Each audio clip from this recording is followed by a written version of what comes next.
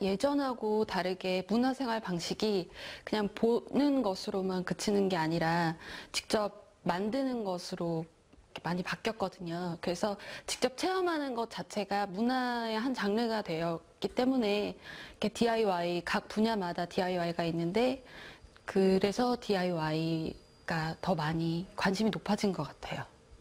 쉬운 가구는 일반 벽선반이나 그 사각 스타일의 박스류, 뭐 작은 테이블 소품류 이런 것들은 좀 만들기가 쉬우시고요. 그다음에 어려운 것들은 수종이 단단하고 무거운 애쉬나 아니면 소나무 재질의 그런 큰 대형 가구류들이 좀 만들기가 어려운 것 같아요.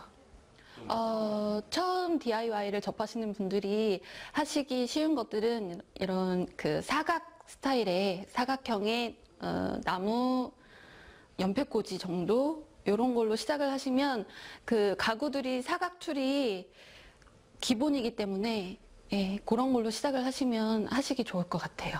DIY로 가구를 만드실 때 처음에 기초 디자인부터 그 순서가 디자인, 도면 설계, 재단, 그다음에 결합, 마감 이런 식으로 순서가 나가는데 이제 그런 전 과정을 체계적으로 교육을 해주시는지 그냥 그 반제품의 수준으로 결합만 하는 정도의 그 교육만 해주시는지 그런 교육비와 교육 내용을 좀 꼼꼼히 살펴보셔야 될 것 같아요.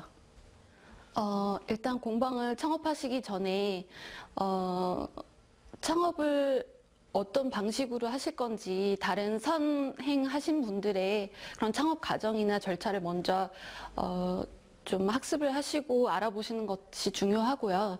그다음에 공방을 창업을 하실 때 그 장소와 위치 선정도 되게 중요하시고요.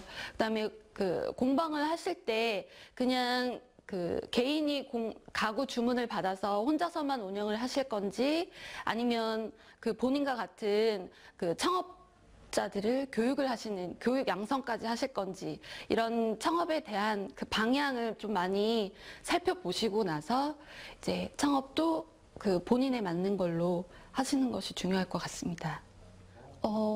일단 DIY로 처음에 그 본인이 필요한 가구를 먼저 DIY로 시작을 하시게 되는데 그 처음에는 되게 즐겁게 시작을 하셨다가 조금 어려운 부분에서 이제 쉽게 포기를 하시는 분들이 계시는데 본인이 그런 처음에 가졌던 즐거움을 끝까지 갖고 하신다면은 아무래도 중간에 포기하시지 않고 끝까지 하실 수 있을 것 같고요.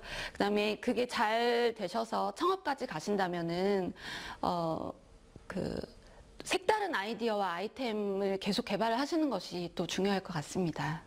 DIY 가구 분야는 다른 DIY 분야하고 마찬가지로 처음에 디자인을 하시고 디자인 하신 거에 따라서 도면을 그리시고 그거에 따른 재단을 해서 이제 만약에 패브릭이라고 한다면 DIY 패브릭이라고 한다면 바느질을 한 땀 한 땀 하듯이 마찬가지 DIY 가구도 피스를 하나하나 박아서 결합을 완성을 해서 이제 가구에 마감을 하는 것이 비슷하긴 한데 장점은 뭐냐면은 다른 거와 다르게 원목 자체가 친환경 재료인 것뿐만 아니라 그다음에 저렴한 나무를 가지고도 고가의 나무의 그런 분위기를 낼 수 있거든요. 다양한 마감 스타일이 있고 그다음에 디자인을 또 얼마나 색다르게 하느냐 그거에 따라서 저렴한 나무로도 고가의 하드우드를 사용한 것 같은 효과를 낼 수 있다는 장점이 있습니다.